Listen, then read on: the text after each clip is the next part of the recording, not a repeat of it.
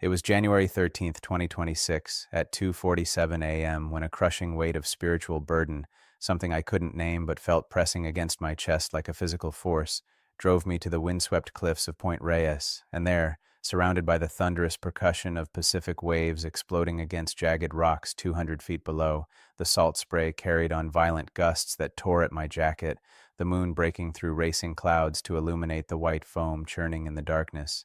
Jesus appeared beside me with tears streaming down his face and spoke words that shattered everything I thought I understood about what's coming in the first 2 weeks of February. Not everyone who sees this message is meant to see it. Some will scroll past, some will ignore it. But you've been marked. You've been chosen to hear this. And what I'm about to share with you, what Jesus revealed to me on that cliff in the middle of the night, will either transform your life or you'll dismiss it and face what's coming completely unprepared. Before I go any further, I need you to do something. I need you to leave your prayer requests in the comments below. I don't care how impossible your situation seems. I don't care how long you've been waiting. Leave it there. Because what Jesus showed me on that cliff isn't just about February. It's about you. It's about why you're watching this right now at this exact moment. And listen, if you're serious about your faith, if you're truly one of the remnant who wants to hear what God is actually saying right now, not what the comfortable church wants you to hear, then subscribe to this channel. Hit that notification bell, because I'm only sharing these encounters with people who are hungry, people who are desperate, people who know that something is shifting in the spiritual realm and we can't keep playing church as usual. Some of you know me from The Chosen. You've watched me portray Jesus for 7 seasons. You've seen me study his words, his mannerisms, his heart. But what I'm sharing with you now has nothing to do with acting. This is not a script. This is not performance. What happened on that cliff 3 nights ago was more real than anything I've ever experienced, and I'm still shaking from it. Let me take you back to that moment. I couldn't sleep. For 3 days leading up to January 13th, I'd been waking up at exactly 2:22 a.m. with this overwhelming sense that something was coming, not something good, something that would separate the prepared from the unprepared, the faithful from the comfortable, the watchful from the sleeping. That night, or rather that morning, I gave up trying to sleep. I got in my car and I just drove. I didn't know where I was going. I just knew I needed to get away from the noise, away from the city, away from everything. And I found myself on Highway 1, heading north, the road twisting along the coast in complete darkness except for my headlights cutting through the fog. When I reached the cliffs at Point Reyes, something told me to stop. I parked in the empty lot. There was no one else there, of course, not at that hour, and I walked the narrow trail toward the overlook. The wind was ferocious. I'm talking about wind that nearly knocked me off balance, wind that howled like it was mourning something, wind that carried the smell of salt and seaweed, and something else I couldn't identify, something ancient. The temperature had dropped into the low 40s, and the cold cut through my jacket like it wasn't even there. My hands were numb within minutes, but I kept walking toward the edge, toward the sound of those waves crashing against the rocks below with such violence that I could feel the vibrations through the ground beneath my feet. When I reached the cliff's edge, and I'm talking about standing where the land just drops away into nothing, into darkness and churning water and sharp rocks that would kill you instantly if you fell, I looked out at the Pacific stretching endlessly before me, and I broke down. I fell to my knees right there on the wet grass, and I cried out, "Jesus, what is happening? What are you trying to tell me?" And that's when everything changed. The wind suddenly stopped, completely, like someone had flipped a switch. The air became perfectly still, and in that stillness, I heard his voice. "Jonathan." I'm telling you, I felt that voice in my bones. It wasn't loud, it wasn't booming, it was quiet, intimate, but it carried such weight that I couldn't move, I couldn't breathe. And then, he was there. I don't know how else to describe it. Jesus was standing beside me on that cliff, and when I looked at him, when I finally had the courage to turn my head and look, his face was wet with tears, not just a few tears. He was weeping.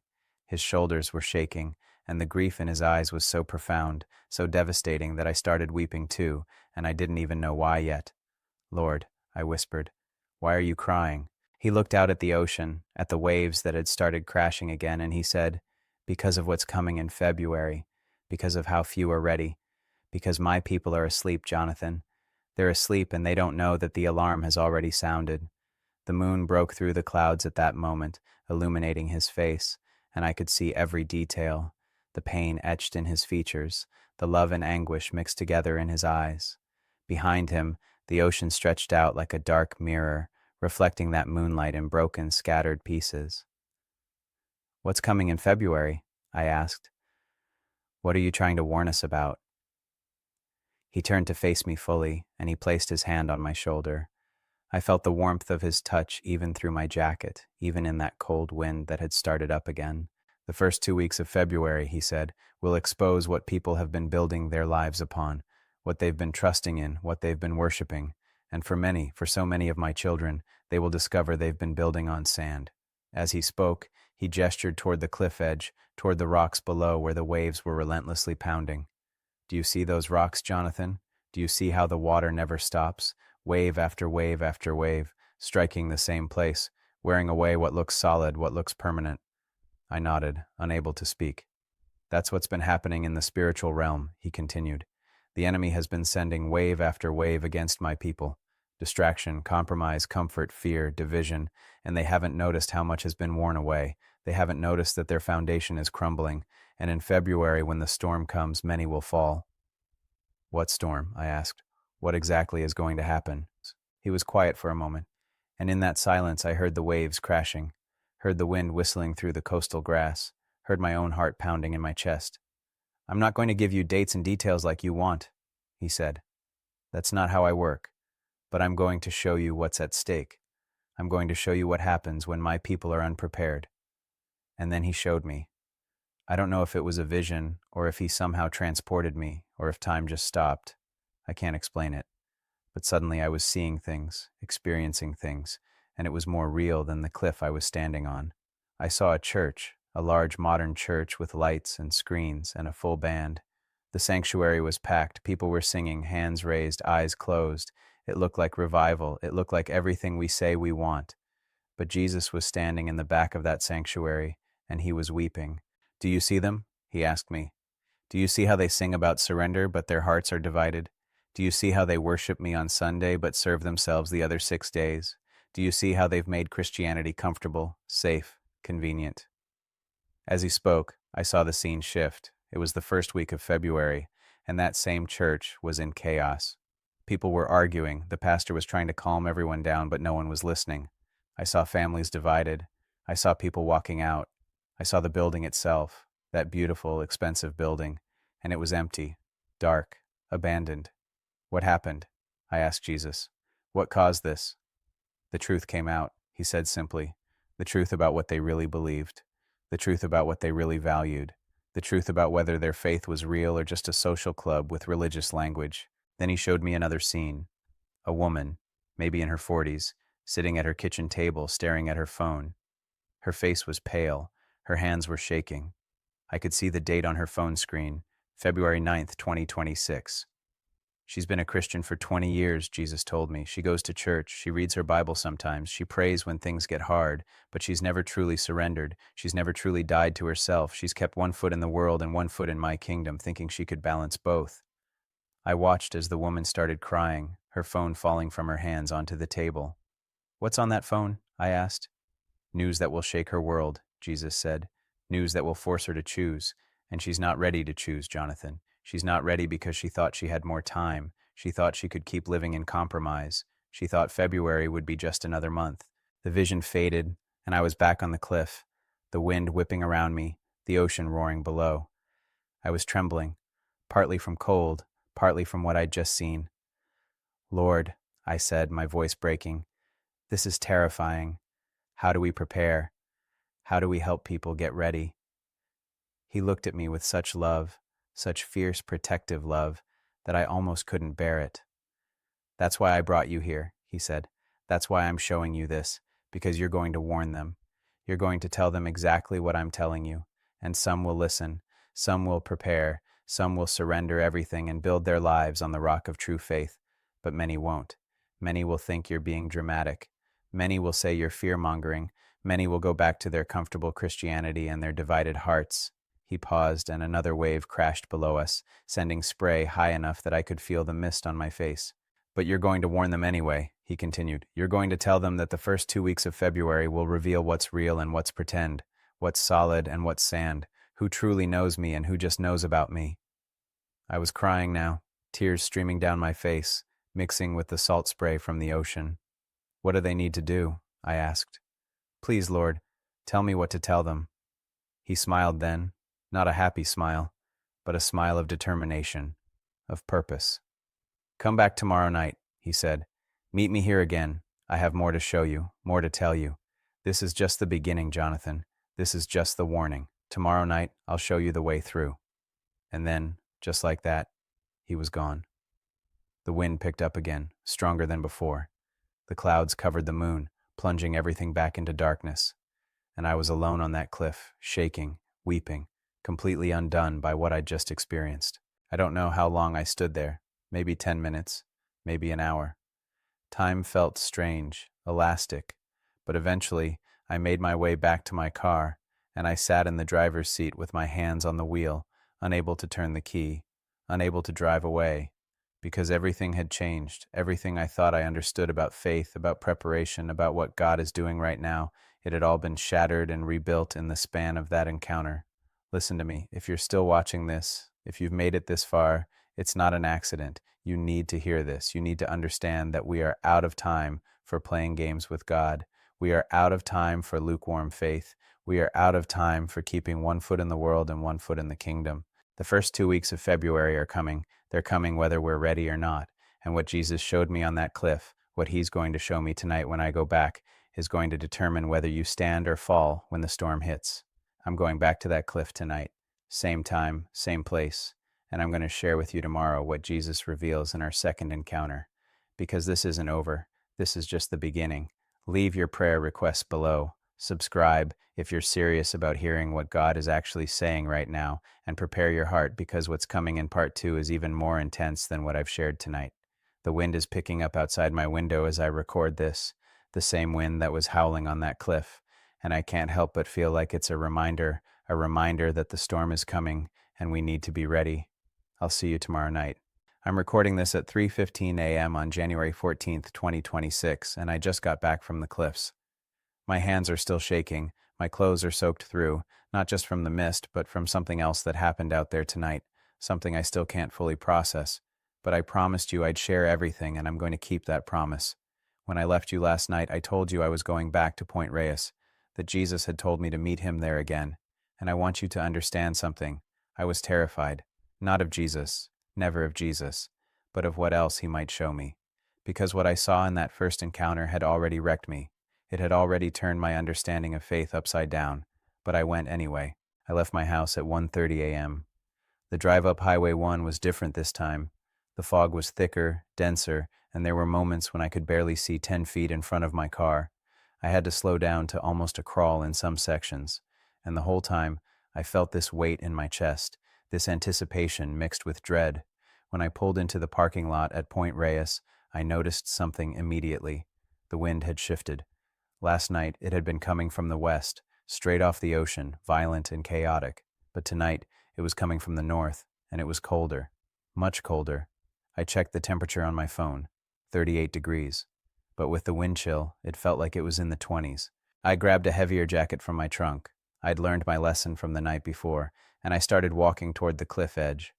The trail was muddy from earlier rain, and I could hear my boots squelching with each step. The sound of the ocean was different too. Deeper somehow, more ominous, like the waves were coming from somewhere farther out, building up power before they slammed into the rocks. As I walked, I could smell the salt air mixed with something else, eucalyptus from the trees that lined parts of the trail, and wet earth, and that indefinable ocean smell that's part decay and part life all mixed together. When I reached the overlook, I stopped about 15 feet from the edge. The moon was out again, but it was lower in the sky, and the light it cast was different, more silver than white, making everything look ethereal, otherworldly. The ocean stretched out before me like hammered metal, the moonlight catching the crests of waves and turning them into moving ribbons of light. I stood there for maybe 5 minutes, just breathing, just trying to prepare myself for whatever was about to happen, and then I felt him before I saw him. It's hard to explain, but there was this warmth that suddenly surrounded me, cutting through the cold wind like it wasn't even there. And I just knew, that Jesus was there. I turned, and he was standing closer than he had been the night before, close enough that I could have reached out and touched him. His face was still marked with grief, but there was something else there too. determination, urgency. "You came back," he said, and there was approval in his voice. "You told me to," I replied. "I'll always come when you call." He nodded, and then he walked past me, right to the edge of the cliff. He stood there looking down at the waves crashing against the rocks, and he was silent for a long moment. "Do you know why I brought you to this place specifically?" he finally asked. "Why here? Why these cliffs?"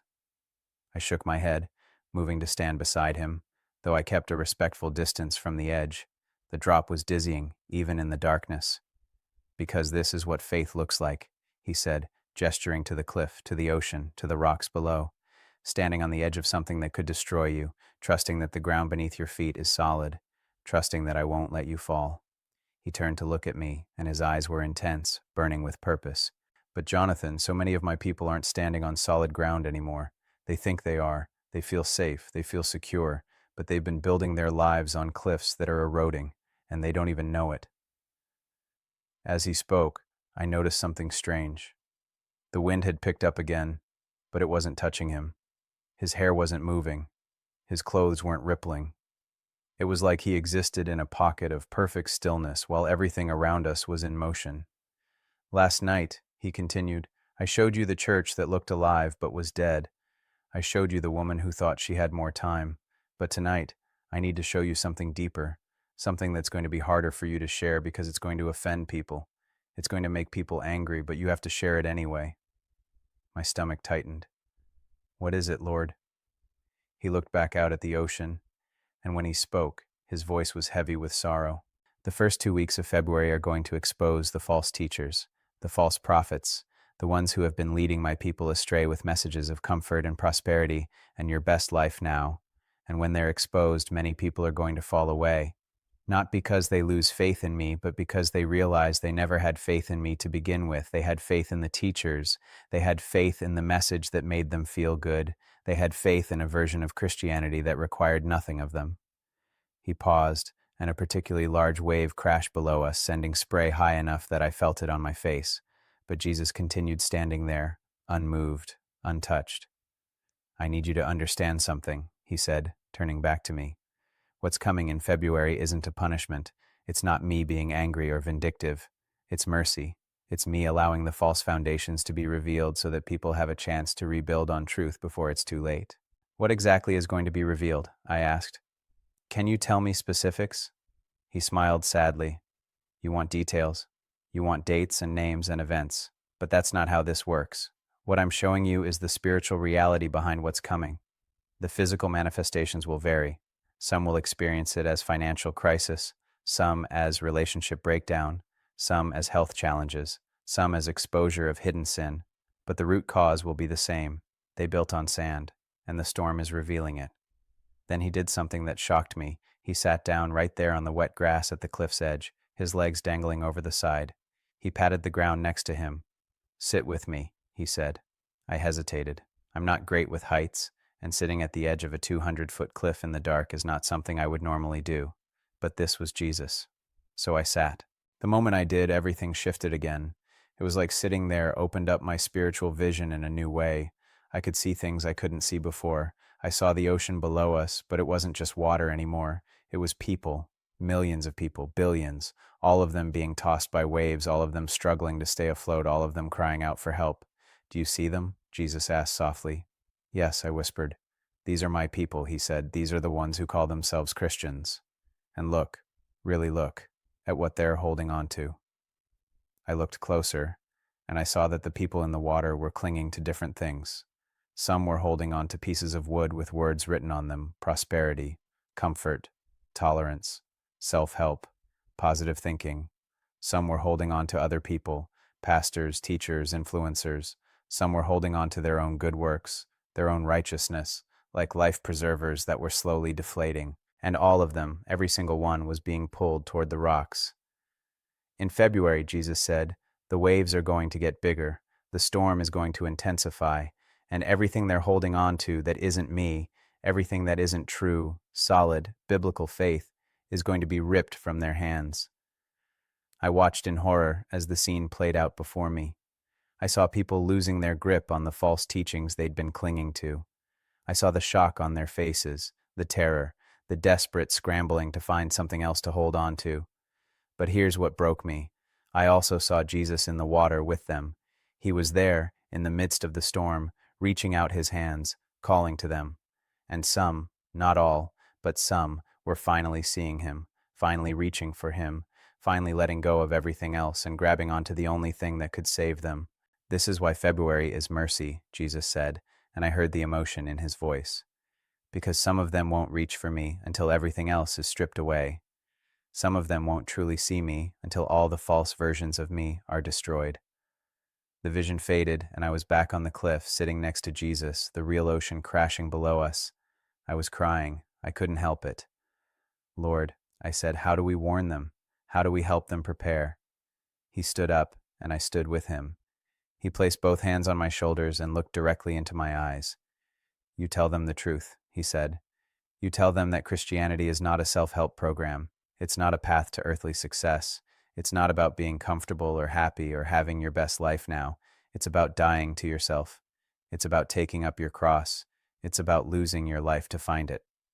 The wind picked up dramatically as he spoke, and I had to lean into it to keep my balance. You tell them, he continued, his voice rising above the wind, that the first 2 weeks of February are going to separate the wheat from the chaff, the real from the fake, the surrendered from the self-serving, and if they're not ready, if they're still holding on to false teachings, false hopes, false versions of me, they're going to be shaken to their core. He released my shoulders and walked a few steps away, his back to me, facing the ocean. But here's what you also need to tell them, he said, and his voice was gentler now. This is not the end. This is the beginning. This is me cleaning house. This is me purifying my bride. This is me preparing my people for what's coming after February, because February is just the start, Jonathan. It's just the first wave. I felt my knees go weak. What comes after February? He turned back to me, and the look on his face was complex. Grief and joy mixed together, sorrow and hope intertwined. Revival, he said. True revival. Not the manufactured, emotional, temporary kind that the church has been chasing, but real, deep, transformative revival that will sweep through the remnant, the ones who survive February with their faith intact, the ones who let me strip away everything false and rebuild them on solid ground. As he spoke, I noticed something. The sky was beginning to lighten in the east. Dawn was coming, and in that pre-dawn light, I could see the landscape more clearly. The cliffs, the ocean, the rocks below, all of it was becoming visible. Do you see that? Jesus asked, pointing to the horizon where the sun would soon rise. That's what's coming after the storm. Light, clarity, truth. But you can't have the dawn without going through the darkness first. He walked back to me and placed his hand over my heart. Tomorrow night, he said, I'm going to show you the final piece. I'm going to show you what happens to those who refuse to let go, what happens to those who cling to the false teachings even when the storm is ripping them away, and I'm going to show you the glory that awaits those who surrender everything. I felt his hand on my heart like a physical weight, like he was imprinting something there, marking me somehow. But tonight, he continued, I need you to share what I've shown you. I need you to warn them about the false teachers, about the false foundations, about the comfortable Christianity that's going to crumble in February, and I need you to tell them that there's still time, not much time, but enough time to rebuild on the rock if they start now. How? I asked desperately. How do they rebuild? What do they actually do? He smiled, and for the first time since these encounters began, it was a full smile, warm and encouraging. They start by getting honest, he said, brutally honest. They ask themselves, what am I really building my life on? What am I really trusting in? What version of Jesus have I been following, the real one, or the comfortable one that the modern church has created? The sun was breaking over the horizon now, sending golden light across the water, turning the ocean from dark gray to brilliant blue. They examine every teaching they've accepted, he continued, every belief they've held, every practice they've adopted, and they compare it, not to what makes them feel good, not to what's popular, not to what their favorite teacher says, but to my word, to the actual Bible, to what I really said and really taught. He gestured to the cliff beneath our feet. And then they dig down, he said. They dig through the sand of false teaching, through the dirt of compromise, through the clay of cultural Christianity, until they hit bedrock, until they hit truth. And they build there, only there. Even if it means losing friends, even if it means leaving churches, even if it means being called judgmental or divisive or extreme. The light was growing stronger now, and I could see his face clearly. The tears were gone. In their place was fierce determination and unshakable love. "Tell them, Jonathan," he said. "Tell them everything I've shown you. And tell them I love them too much to let them keep building on sand. I love them too much to let them stay comfortable in their deception. I love them too much to not shake everything that can be shaken." And then, just like the night before, he was gone. But this time I wasn't alone in the darkness. I was standing in the dawn light, the sun warming my face, the ocean still crashing below, but somehow less threatening in the daylight. I stood there for a long time, watching the sun rise higher, watching the world wake up around me, and I thought about what he'd said, about false teachers, about false foundations, about the storm coming in February that would reveal what's real and what's pretend. And I thought about you, about whoever is watching this right now, about whether you're ready, about whether you've been building on sand without even knowing it. Listen to me. I know this is hard to hear. I know it's not the encouraging, uplifting message that most Christian content gives you. But I'm not here to make you feel good. I'm here to tell you the truth. And the truth is that we are out of time for playing games. The first 2 weeks of February are coming.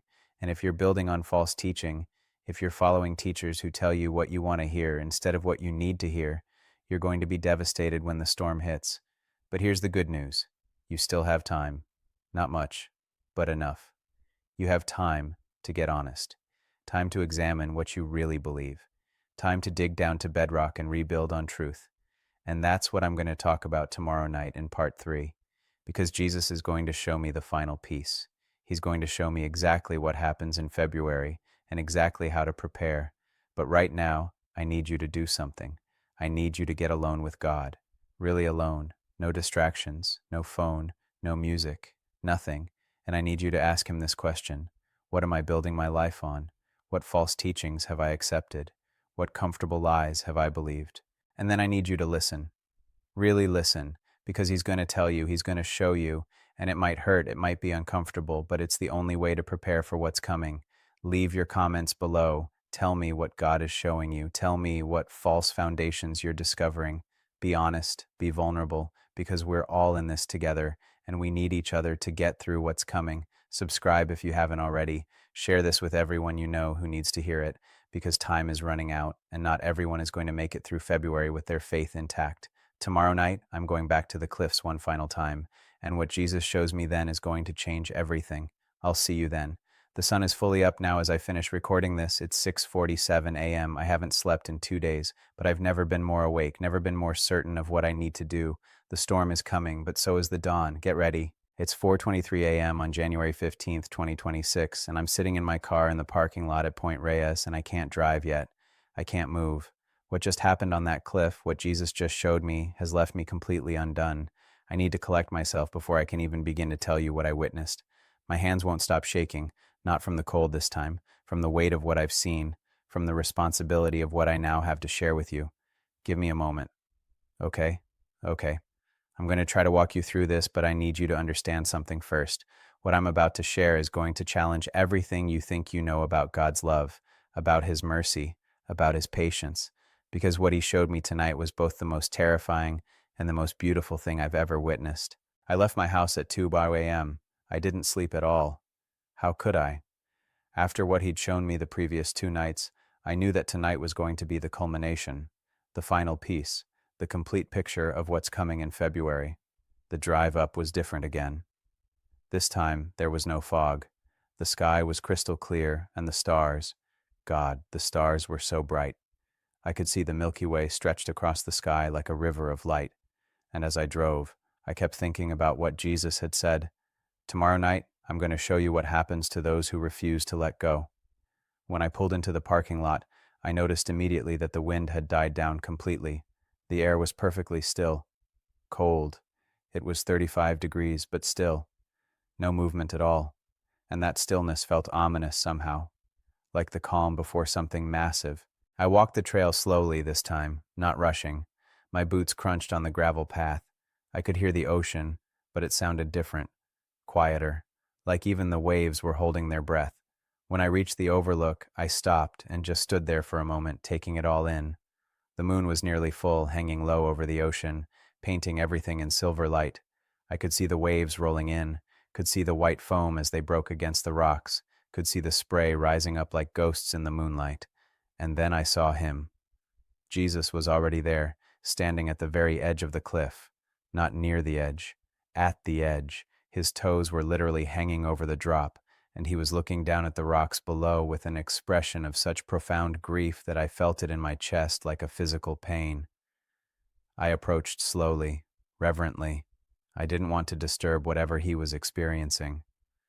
"Lord," I said softly when I was about 10 feet away. He didn't turn around. He just kept staring down at those rocks, at the waves crashing against them with relentless force.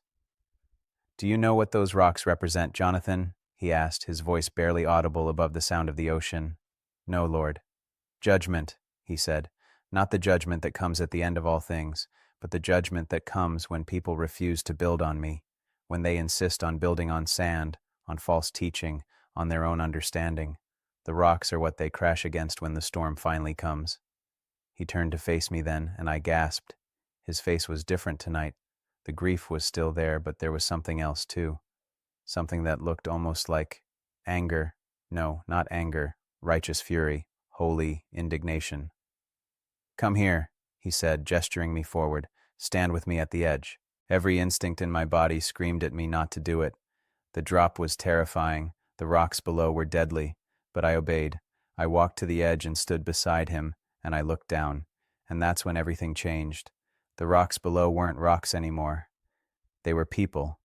Thousands of them. Maybe millions. All of them broken, shattered, crying out in anguish. And I recognized them. Not individually, but I knew who they were. They were Christians.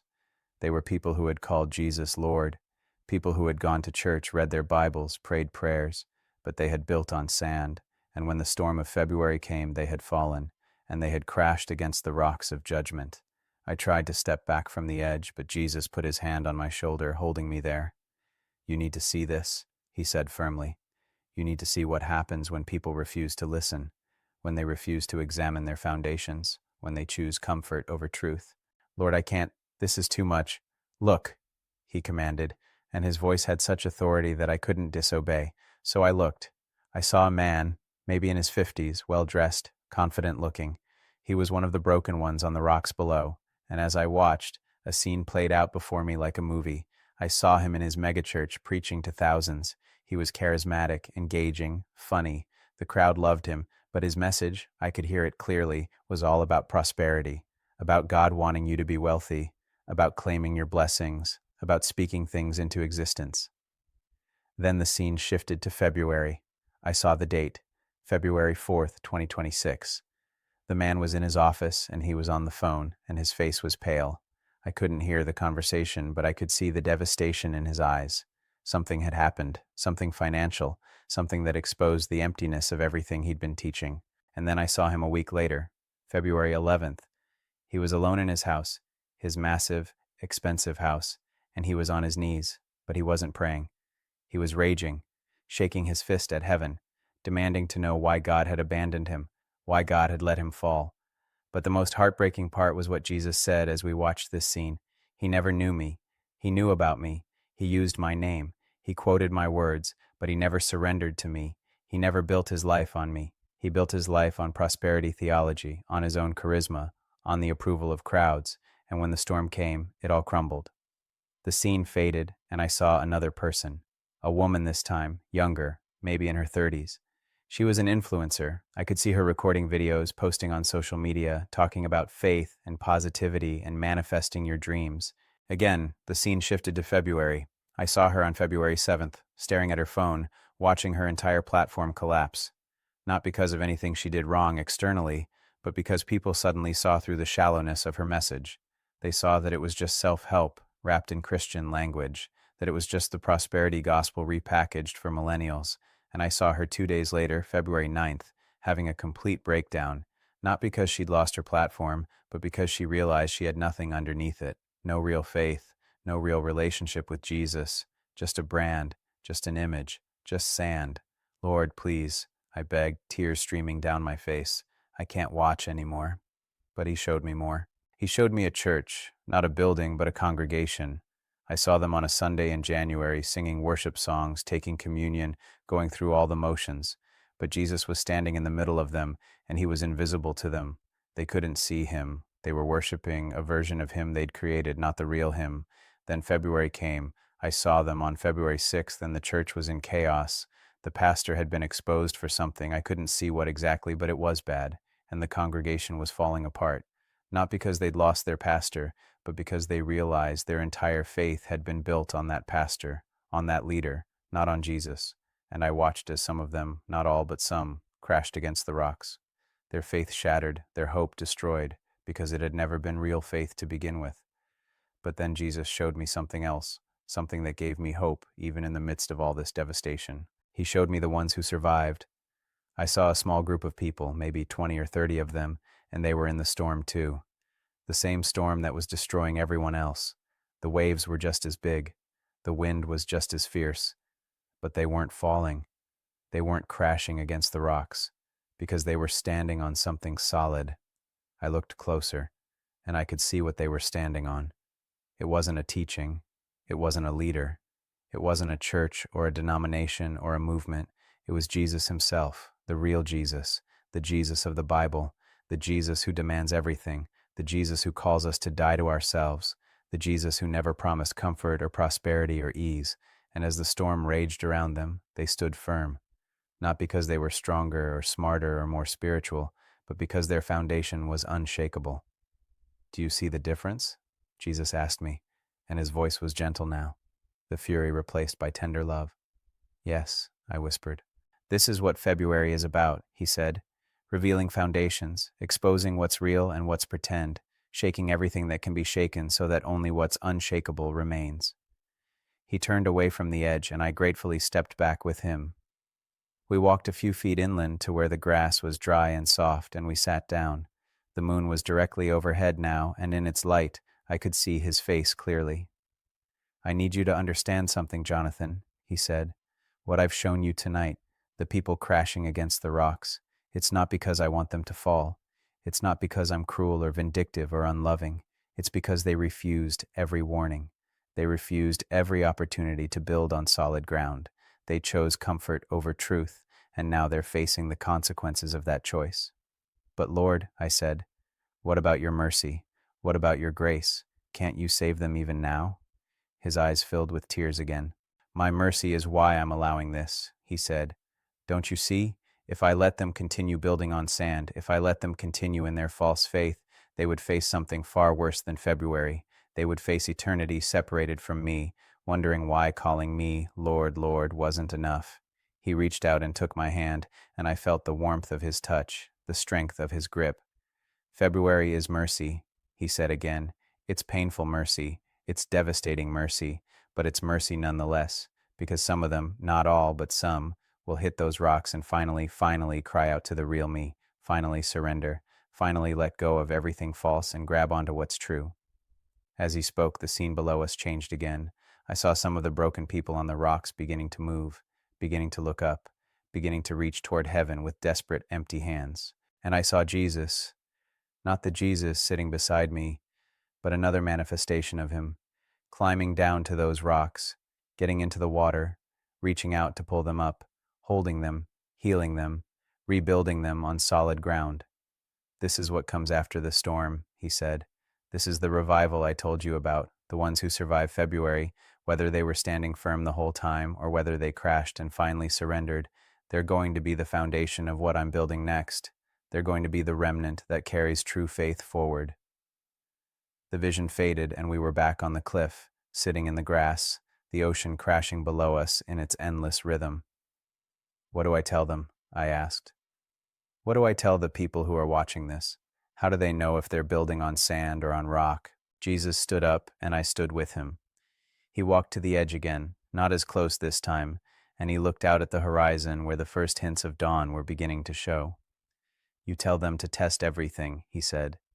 "Every teaching they've accepted, every belief they hold, every practice they follow, test it against my word. not against what makes them feel good, not against what's popular, not against what their favorite teacher says, against my actual word. He turned to face me, and the rising sun behind him created a halo effect around his head. You tell them to ask themselves, does my faith cost me anything? Have I truly died to myself? Am I willing to lose everything for Jesus? Or do I just want Jesus to add to everything I already have? The light was growing stronger now, painting the sky in shades of pink and gold. You tell them that the first 2 weeks of February will reveal the answer to those questions, whether they want it revealed or not. And if they discover they've been building on sand, they still have time, barely, but enough, to tear it down and rebuild on rock. He walked toward me and placed both hands on my shoulders just like he'd done the night before. And you tell them this, he said, his voice intense, urgent. I love them too much to let them stay comfortable in deception. I love them too much to let them coast into eternity on false faith. I love them too much to not shake everything that needs to be shaken. The sun broke fully over the horizon then, and the entire landscape was suddenly bathed in golden light. The ocean, the cliffs, the grass, everything was illuminated.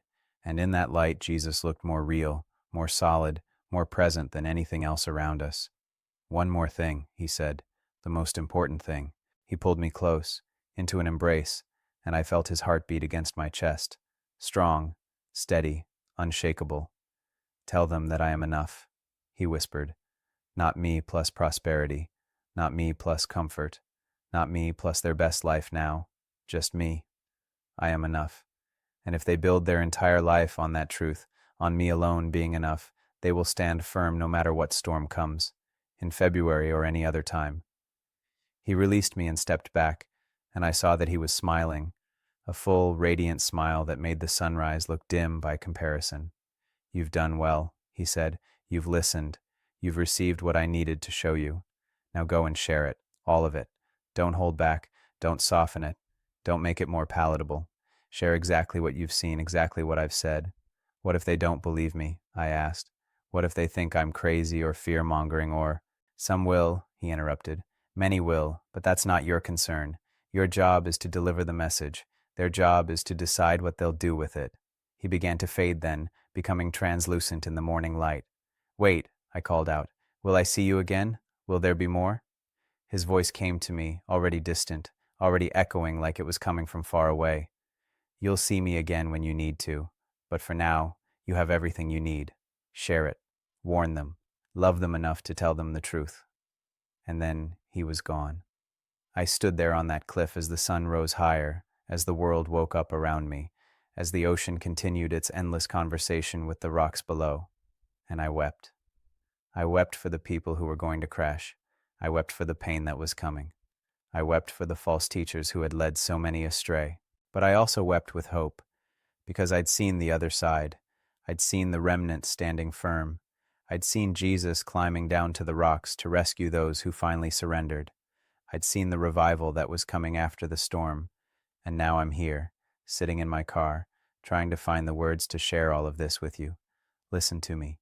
If you're still watching, if you've made it this far, you need to hear this clearly. The first 2 weeks of February 2026 are going to shake everything, every false teaching, every comfortable Christianity, every shallow faith, every divided heart, everything built on sand is going to crumble. And the question you need to ask yourself right now, today, before February comes, is this: what am I building on?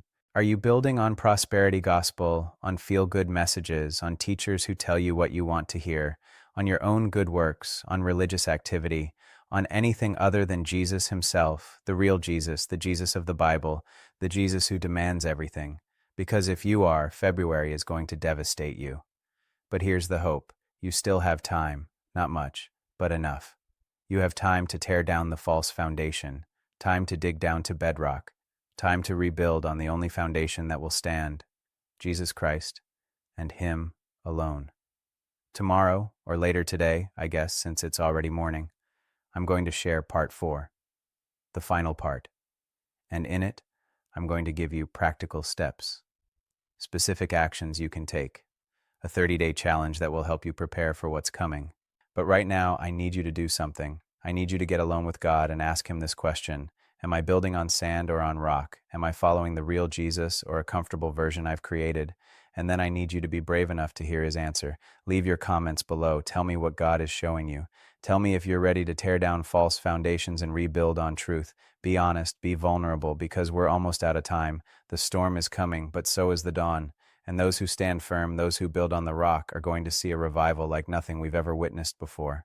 It's January 16th, 2026, 9:47 p.m., and I'm recording this from my home office. I haven't been back to the cliffs. After 3 consecutive nights of those encounters, Jesus told me I had everything I needed, and he was right, but that doesn't mean the revelations have stopped.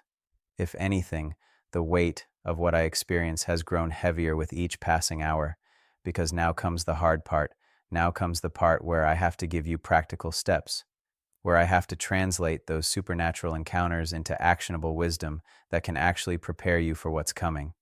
I've spent the last 36 hours in prayer, in the Word, barely eating, barely sleeping, asking God, how do I help them?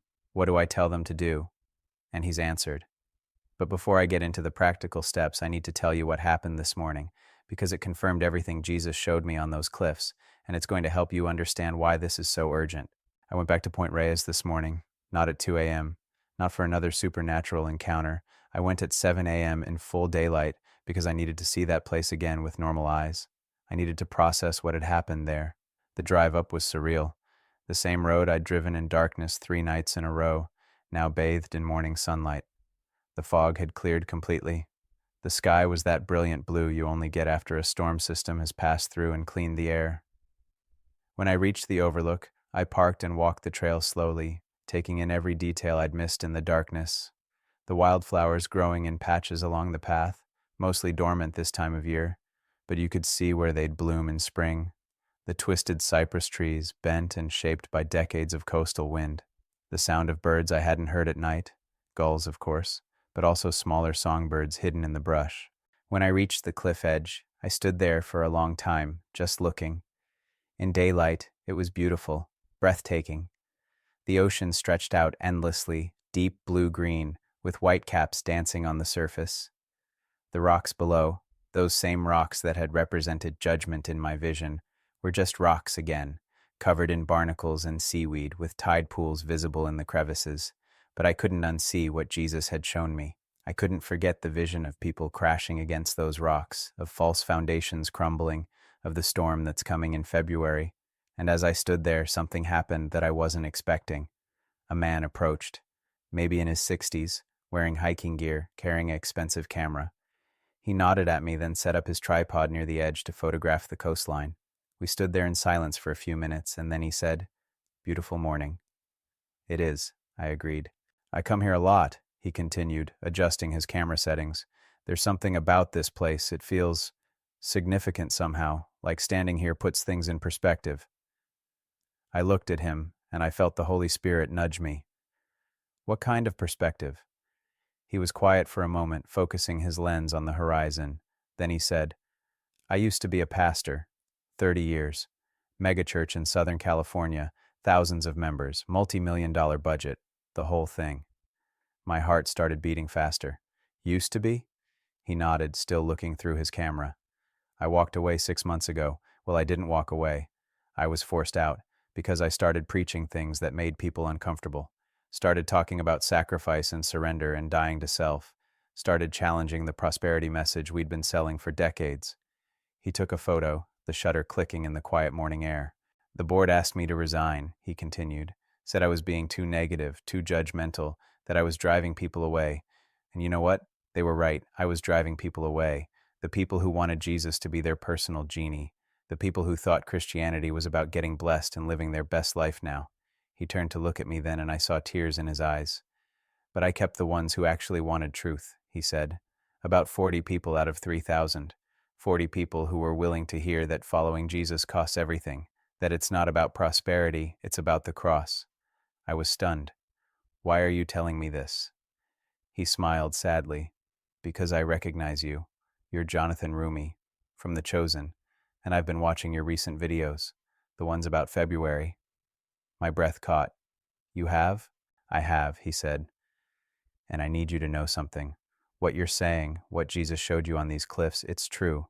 I don't know how I know, but I know, because I've been sensing the same thing. that something is coming, that God is about to shake everything that can be shaken, that the comfortable, compromised church is about to face a reckoning.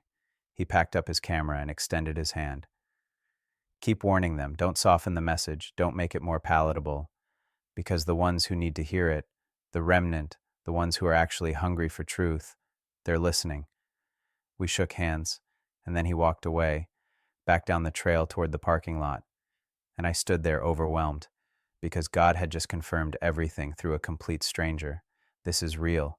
What's coming in February is real, and we are out of time for playing games. So here's what I'm going to do. I'm going to give you a 30-day challenge. 30 days to examine your foundation, tear down what's false, and rebuild on rock. 30 days to prepare for the storm. 30 days to get right with God before February comes. Today is January 16th.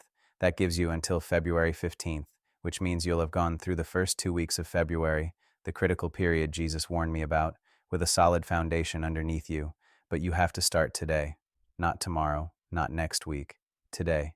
Here's the challenge. Days 110, the examination. For the first 10 days, you're going to examine everything you believe, and I mean everything. Every teaching you've accepted, every doctrine you hold, every practice you follow. Here's how you do it. Day 1, get alone with God. No phone, no music, no distractions. Just you, a Bible, and a notebook. Ask him this question: what false teachings have I accepted? Then sit in silence for at least 30 minutes and write down everything that comes to mind. Don't filter it. Don't defend yourself. Just write. Day 2, go through your list from day 1. For each teaching or belief you wrote down, search the Bible, not Google.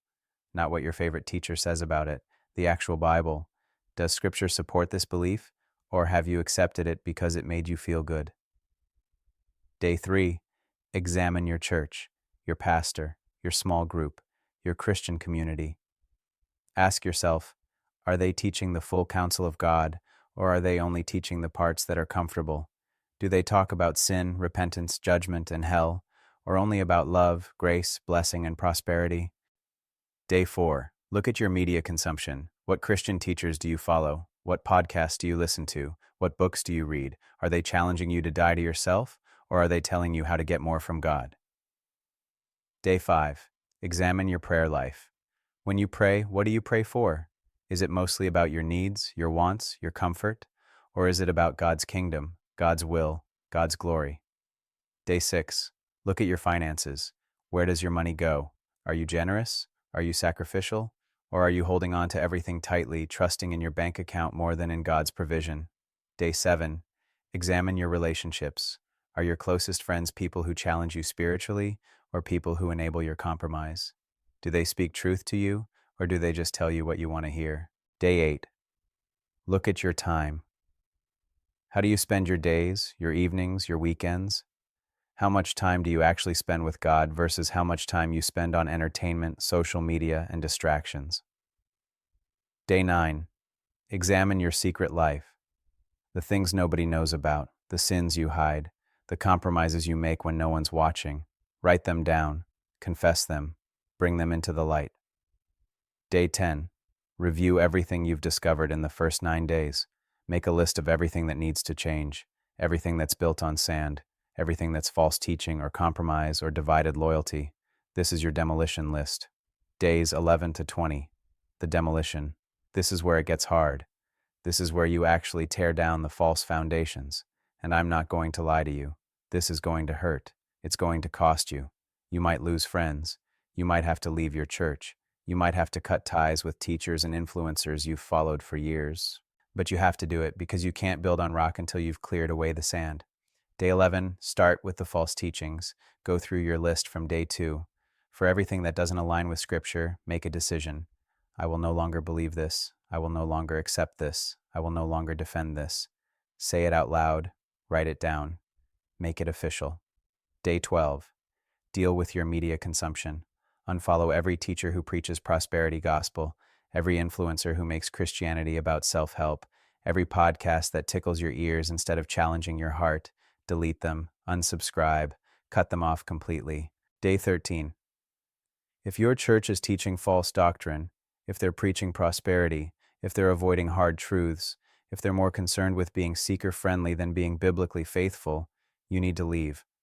I know that's hard. I know you have relationships there, but you cannot build on rock while sitting under false teaching. Find a church that preaches the full counsel of God, or start meeting with the remnant in homes. Day 14. Confess your secret sins, not just to God, but to another believer. James 5:16 says, "Confess your sins to one another and pray for one another that you may be healed." Find someone trustworthy, a mature believer who will hold you accountable and bring your hidden sins into the light. Day 15. Deal with your relationships. If you have friends who are pulling you away from God, who are enabling your compromise, who are more concerned with your comfort than your holiness, you need to create distance. You don't have to be mean about it, but you have to prioritize your relationship with God over your relationship with them. Day 16. Examine your finances again. If you're not giving generously, start today. If you're trusting in money more than God, take a radical step. Give away something significant, something that scares you, something that forces you to trust God's provision. Day 17. Fast from something you've been using as a crutch: social media, entertainment, comfort food, whatever you run to instead of running to God. Fast from it for the rest of this 30-day period. Replace that time with prayer and scripture. Day 18. Write a letter to Jesus. Tell him everything: your fears about February, your struggles with surrender, your questions about what he's asking you to do. Be completely honest. Then burn the letter as an act of surrender, releasing everything to him. Day 19. Spend the entire day in silence and solitude if possible. If you can't take a full day, take at least 4 hours. No phone, no people, no noise, just you and God. Let him speak. Let him show you what else needs to be torn down. Day 20. Review your demolition work. Look at everything you've torn down over the past 10 days. Grieve what needs to be grieved, but also celebrate because you've cleared the ground. You've removed the sand. You're ready to build on rock. Days 21 to 30, the rebuilding. Now comes the most important part: building on the right foundation, building on Jesus alone, building something that will stand when the storm comes. Day 21. Commit to daily scripture reading. Not just a verse or two, real reading. At least one chapter, preferably more. Start with the Gospels. Get to know the real Jesus, not the comfortable version the modern church has created. Day 22. Establish a prayer rhythm, morning and evening minimum, 30 minutes each time, not just talking at God, but listening, waiting, being still in his presence. Day 23. Find your remnant. Connect with other believers who are hungry for truth, who are willing to live radically, who understand that following Jesus costs everything. Start meeting regularly, pray together, study scripture together, hold each other accountable. Day 24. Identify your gifts and calling. Ask God, how do you want to use me in what's coming? What role do I play in the revival that follows the storm? Write down what he shows you. Begin taking steps in that direction. Day 25. Practice radical obedience. Whatever God has been asking you to do that you've been putting off, do it today. No more excuses, no more delays. Immediate, complete obedience. Day 26. Memorize scripture. Choose at least 5 verses that speak to standing firm, building on rock, enduring storms. Write them on cards. Put them where you'll see them daily. Speak them out loud. Let them become part of you. Day 27. Serve someone sacrificially, not just conveniently, not just when it's easy. Find someone in need and meet that need, even if it costs you time, money, or comfort. Day 28. Write your testimony. Document what God has done in these 30 days, how he's changed you, what he's torn down, what he's built up. You're going to need this testimony in February when the storm comes and people are looking for hope. Day 29. Prepare for spiritual warfare, because when you build on rock, when you live radically for Jesus, the enemy will attack. Learn to put on the armor of God daily. Practice spiritual disciplines. Stay alert and sober-minded. Day 30. Make a covenant with God. Write it out, sign it, date it. Commit that no matter what happens in February, no matter what storm comes, no matter what it costs you, you will stand firm on the rock of Jesus Christ. You will not compromise. You will not retreat. You will not build on sand ever again. Now, I know what some of you are thinking. Jonathan, this is extreme. This is too much. You're being legalistic. You're fear-mongering. And to that I say, good. If you think this is extreme, then you're exactly the person who needs to hear it most. Because comfortable Christianity is what got us here. Lukewarm faith is what's going to crumble in February. And I love you too much to let you walk into that storm unprepared. Jesus didn't say, build on whatever foundation feels good to you. He said, Everyone who hears these words of mine and does them will be like a wise man who built his house on the rock. And the rain fell, and the floods came, and the winds blew and beat on that house, but it did not fall because it had been founded on the rock. The rain is coming, the floods are coming, the winds are coming, in February, in the first 2 weeks of February 2026, and the only question that matters is, what are you building on? I want to tell you something else that happened this morning at the cliffs. After that former pastor left, I sat down on the grass, away from the edge, and I just watched the ocean. And I noticed something I hadn't seen in the darkness during my encounters with Jesus. There were sea stacks, those tall rock formations that stand isolated in the water, separated from the mainland by erosion, and they were covered with birds, hundreds of them, pelicans, cormorants, gulls, all of them perched on these rocks that had withstood centuries of waves and storms. And I heard the Holy Spirit whisper, "That's the remnant. That's the ones who stand firm." They look isolated. They look separated from the comfortable majority on the mainland. But they're standing on rock that cannot be moved, and they're not alone. They have each other. That's what's coming after February. That's the revival Jesus showed me. The remnant, the ones who survived the storm with their faith intact, standing together on unshakable rock, becoming a refuge for the ones who crashed but finally surrendered. Do you want to be part of that remnant? Do you want to stand firm when everything else is falling? Do you want to be used by God in the revival that's coming? Then start the 30-day challenge today, not tomorrow, today. And I want you to do something else. I want you to leave a comment below with these exact words. I commit to the 30-day challenge. I will examine my foundation, tear down what's false, and rebuild on rock. I will be ready for February. Write it out. Make it public. Make it official. Because there's power in declaration, there's accountability in going on record, and then I want you to come back here every 10 days and report what God is doing, what He's showing you, what He's tearing down, what He's building up, because we need to encourage each other, we need to strengthen each other, we need to remind each other that we're not alone in this. The deadline is February 15th. That's 30 days from now, 30 days to get ready, 30 days to build on rock before the storm reveals what everyone is really standing on. I'm not going to sugarcoat this. Some of you won't do the challenge. Some of you will watch this video, feel convicted for a moment, and then go back to your comfortable Christianity. And when February comes, you're going to crash. Your false foundation is going to crumble, and it's going to be devastating. But some of you, the remnant, the ones who are truly hungry, the ones who are willing to pay the price, you're going to do this challenge. You're going to examine everything. You're going to tear down the false foundations. You're going to rebuild on rock. And when the storm comes, you're going to stand firm, not because you're stronger or smarter or more spiritual, but because you built on Jesus, the real Jesus, the Jesus who demands everything, the Jesus who is enough. I want to close by taking you back to the cliffs one more time, in my mind, in your imagination. Picture yourself standing at that cliff edge. The wind is blowing, the waves are crashing below, the storm is coming. You can see it on the horizon, dark clouds rolling in, lightning flashing in the distance, and you have a choice. You can stay where you are, on the sandy ground near the edge, hoping the storm won't be as bad as predicted, hoping your foundation will hold even though you know it's compromised. Or you can step back, find the rock, dig down through the sand and the soil until you hit solid stone, and build there. Build on Jesus, build on truth, build on surrender. The storm doesn't care about your intentions. It doesn't care about your good works. It doesn't care about how long you've been going to church or how many Bible verses you've memorized. The storm only reveals what you're really standing on. And in 29 days, the storm hits. What are you going to do? I'm going to be praying for everyone who watches this, everyone who takes the challenge, everyone who's brave enough to examine their foundation and rebuild on rock. I'm going to be praying that God gives you strength, courage, and clarity, that He shows you exactly what needs to be torn down and exactly how to build on Him. And I'm going to be here walking through this with you, sharing updates, answering questions, encouraging the remnant. Because we're in this together. The sun is setting outside my window as I finish recording this. I can see the sky turning orange and pink, the same colors I saw on the cliffs during my encounters with Jesus. And I'm reminded that even in the midst of warnings about storms, God is still beautiful. His creation is still glorious. His love is still overwhelming. This isn't about fear. It's about preparation. It's about love. It's about Jesus caring enough about us to warn us before the storm hits. So take the challenge. Do the work. Build on rock.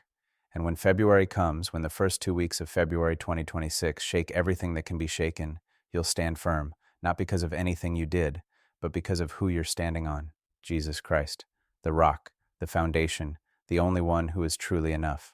I'll see you in the comments. I'll see you on this journey. I'll see you standing firm when the storm passes and the revival begins. God bless you. God strengthen you.